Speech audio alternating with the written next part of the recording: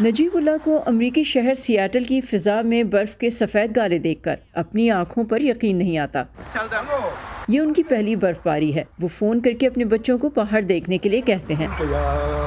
یہ ایک ایسے شخص کے لیے پہلی بار ہونے والی کئی چیزوں میں سے ایک ہے جس کے خیال میں موت اس کا مقدر تھی۔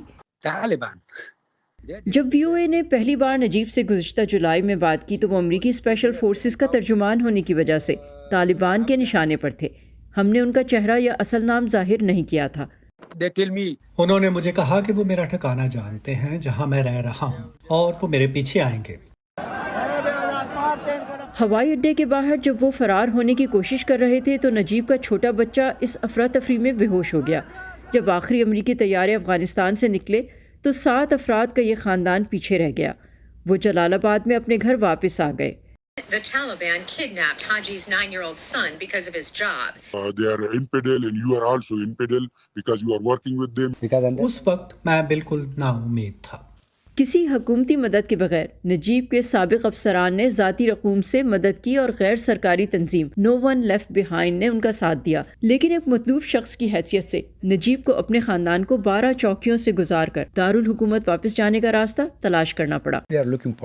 وہ مجھے ڈھونڈ رہے تھے، وہ میرے خاندان کو نہیں جانتے تھے، اس لیے چوکیوں کے قریب آنے پر میں گاڑی سے باہر نکل کر 30 سے 45 منٹ کا سفر پیدل طے کرتا۔ یہ خاندان افغانستان سے پرواز کر کے پاکستان پہنچا اور وہاں اپنے خصوصی امیگرنٹ ویزوں کا انتظار کر رہا تھا۔ پھر پچھلے مہینے آخر کار امریکی سرزمین پر اترنے پر امریکیوں نے ان کا استقبال کیا۔ یہ ایک خواب کی طرح لگتا تھا، لیکن جب میں امریکہ پہنچا تو مجھے یقین ہوا کہ میں یہاں پہنچ گیا ہوں۔ نجیب جو کہ ایک الیکٹریکل انجینئر ہیں، ان کو ایک دوست کے گھر کام مل گیا ہے۔ وہ سرٹیفیکیشن کے لیے اسکول واپس جانے کا ارادہ رکھتے ہیں اور اسکول جانے والے وہ اکیلے نہیں۔ اس کا نام سحر ہے، وہ 3 3.5 سال کی ہے اور یہ ابو بکر ہے، اس کی عمر 6 سال ہے۔ ان کے 5 بچے چند سالوں سے اسکول نہیں گئے، پہلے کووڈ اور پھر طالبان کی لڑکیوں پر پابندیوں کی وجہ سے۔ یہاں وہ جو چاہیں کر سکتے ہیں، جہاں بھی جانا چاہیں وہ ہمیشہ آزاد ہوں گے۔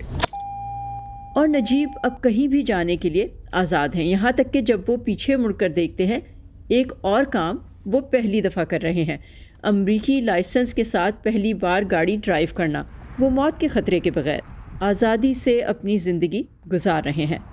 کیرولائن پرسوٹی کے ساتھ صبا شاہ خان، وائس آف امریکہ۔